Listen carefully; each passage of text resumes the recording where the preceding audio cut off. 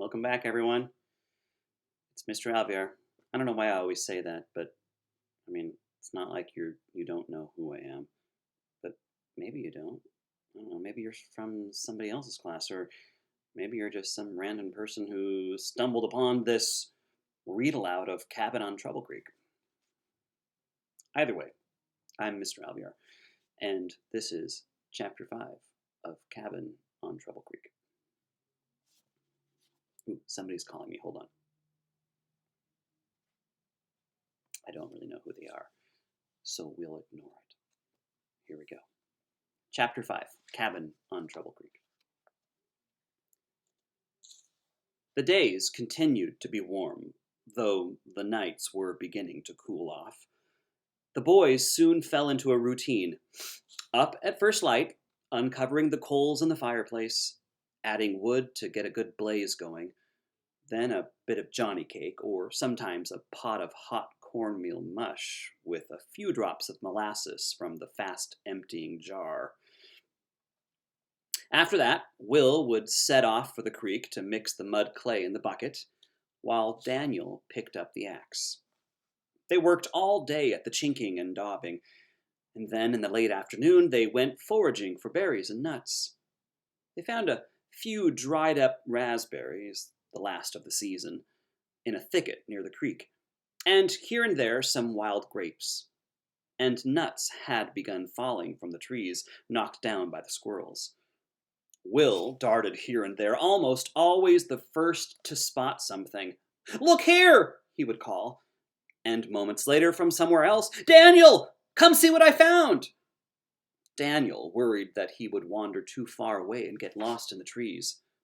"Stay inside of the cabin or the creek," he warned. But Will didn't listen.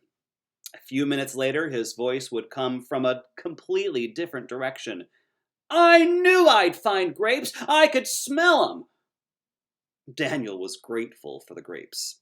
Still, it made him uneasy trying to keep track of his little brother all the time, trying to make in mind. It looked like Will had already forgotten what Pa had said before he left. Will also tried to catch fish in the creek. He had no hook or line or fishing pole. However, that didn't stop him. He stood bent over in the middle of the creek, staring intently into the water. And when he caught a glimpse of something moving, his hand would dart down real fast. They came up empty every time, though. But Will wasn't discouraged. "I'll make me a fishing spear," he told Daniel. And after their evening meal of johnny cake, accompanied by any fruit that they had found, the two boys sat on their log chairs close to the fire.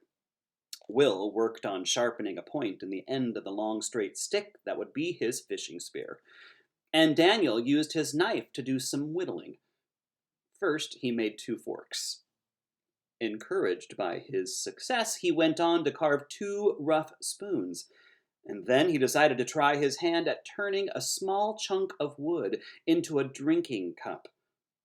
It took him several nights to get the shape of it. After that, he began hollowing out the inside, chipping away with just the tip of his knife, for a tool was hard work. They talked about what Pa and Ma were doing.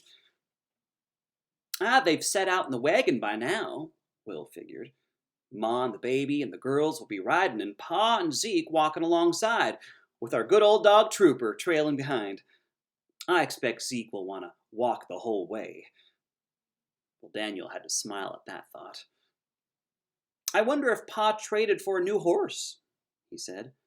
Pa was afraid old Ben wouldn't make it over those mountains pulling the heavy wagon. "And maybe he'll bring a cow." Just thinking about having milk to put on his cornmeal mush made Daniel lick his lips. "Likely right now they've found shelter for the night in some cabin along the wood," Will went on. "Or they're sleeping under the wagon," said Daniel. He thought about all the nights that he and Pa and Will had camped out on the hard ground with only a thin blanket underneath them, and about the long road running from Philadelphia to Pittsburgh, called a turnpike, but hardly a road at all. It was narrow and steep through the mountains, washed out in places and blocked by fallen trees. Rough men along the way charged travelers for clearing the road of timber that Pa said most likely they'd felled themselves. It had been hard enough with just a pack horse, but a wagon would have slow, difficult going. And after that came the trip upriver on a float boat that might snag on driftwood or go aground. It would be a long and dangerous journey. Pa would make it through, though. Daniel had no doubt about that.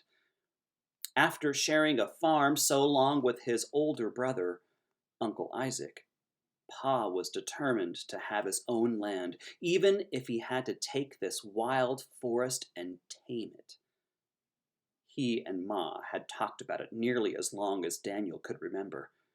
West was the place to go, Pa said. That was where land was plentiful and cheap. And this past spring, at last, he had come out and found the land that he wanted. Each night, just before lying down on his bed of leaves, Daniel scratched a mark with his knife on the bottom log of the wall next to the fireplace, counting off the days till Pa returned with the family. 16 marks were there now. Close to halfway, he calculated, if the trip went well. "Good night," he'd say, rolling up in his blanket. And sometimes Will would answer, and sometimes he didn't. Will fell asleep fast and slept hard, the way that he did everything. Daniel often lay awake for a while, listening to the small night sounds, the crackling of the dying fire, Will's deep breathing, and outside the low hoot of an owl in the trees, and nearly every night the howling of the wolves. He had grown used to the sound by now. It was part of the night. And as long as the wolves kept their distance, their howling really didn't bother him. And he had yet to see one. Still, Daniel thought he would be glad when he scratched the last mark on the log beside the fireplace. And that's the end of chapter 5, my friends. It was a short one. But now it's time for you to go and brush those teeth. I need to brush mine. I ate more than my fair share of sweets. Candy canes, cookies. Wash your hands, wash your face, get into your pajamas, and tell your parents you love them. Have a good night's sleep, everybody. Bye-bye.